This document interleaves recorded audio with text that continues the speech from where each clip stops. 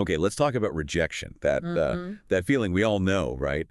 When life just gives you a no, whether it's, a job, maybe a relationship, it stings. The real question for this deep dive is, how do we handle that? How do we not just bounce back, but actually, use it, turn it into something positive for growth? Exactly. And we've looked at some fascinating sources here, practical guides, really personal stories, even some psychological insights. The goal is to figure out how to build up that mental strength, that resilience. So a no isn't just a roadblock. It's, well, maybe more of a launch pad. Right. So let's define that first. Mental strength, psychological resilience.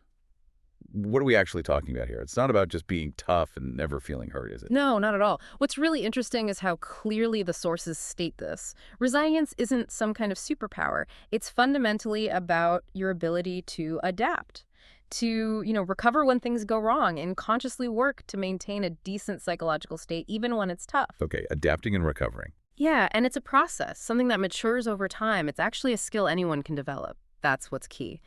And neuroplasticity plays a huge role here, the brain's ability to reorganize itself. Ah, right, rewiring itself. Precisely.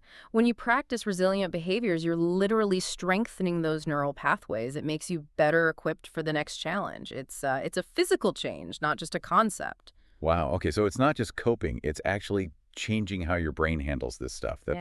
Yeah, that's powerful. Yeah. But practically speaking, how do we do that? When rejection hits, what are the steps? What do the sources suggest? Well, the first big thing that comes up again and again is a mindset shift, a really profound one. It's more than just stay positive. It's about seeing rejection as feedback, information, not as a personal failing. Feedback, okay. Yeah. Not, I'm a failure. Exactly. So instead of getting stuck on what might have been, Yeah. you kind of embrace the change and, crucially, you accept responsibility for how you respond. You've got to challenge that negative self-talk. Research shows this can actually shift your brain activity from threat mode to, opportunity spotting mode. Oh, interesting. Yeah. And practice self-compassion. Forgive yourself. Don't get bogged down in self-blame. Right. Actively managing that internal narrative. Yeah. Makes sense. So once you start shifting your perspective, what comes next? Then the sources really point towards strategic self-assessment. It's okay to feel the pain first. That's normal. Our sources even mention rejection can light up the same brain areas as physical pain. Ouch. Yeah. But then consciously step back, reflect. Why did this happen? And this isn't about beating yourself up. It's about objective analysis. What can I learn here? Where can I improve? Learn from it. And that naturally leads to reevaluation and often redirection. A no often isn't the end. It can be a signpost, pushing you to reconsider your goals. Maybe it even points you towards what you're really passionate about, not just the safe option you were going for. That sounds like it could lead to something more authentic, maybe. But doing all that alone sounds hard. Yeah. Does community play a role? What about other people? Oh, absolutely vital. A strong support system, friends, family, mentors is key. And it's not just about cheerleaders. The sources talk about finding a challenge network. People who offer empathy, sure, but also constructive feedback, the kind that pushes you a bit. Right, people who help you grow, not just feel good. Exactly. They provide that support, but also accountability. And here's something really surprising we found. Celebrating other people's success can actually boost your own happiness and resilience. Really? How does that work? It's fascinating. Apparently, your brain doesn't always make a sharp distinction between your happiness and seeing someone else happy, so sharing in their joy generates positive emotions for you too.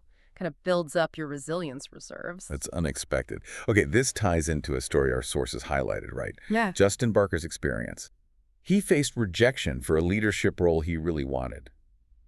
Twice. Yes, his story is so powerful. He felt like a total failure, unworthy even, after being rejected for a student coordinator job, and then again years later for an assistant director role. Big setbacks. Yeah, that sounds rough. Definitely.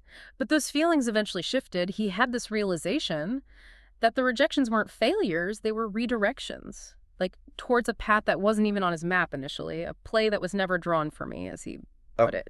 Redirection. And these no's ultimately led him to really significant things, leading a community of teachers, even giving a TEDx talk about this very experience. His journey really shows how sometimes what feels like a door slamming shut is actually nudging you towards a path that's a much better fit, more aligned with your purpose. Okay, so bringing this all together, Yeah. what's the main takeaway for everyone listening? I think the core message is rejection happens. It's part of life. Unavoidable, really. But you have the tools. By actively cultivating that resilient mindset, learning from things, reframing your perspective using that amazing brain plasticity, Yeah. and staying open to those unexpected redirections, you can genuinely transform challenges into opportunities. Big opportunities for growth, and sometimes for successes you never saw coming. It really boils down to your response. So here's a final thought to leave you with. That no you might be facing right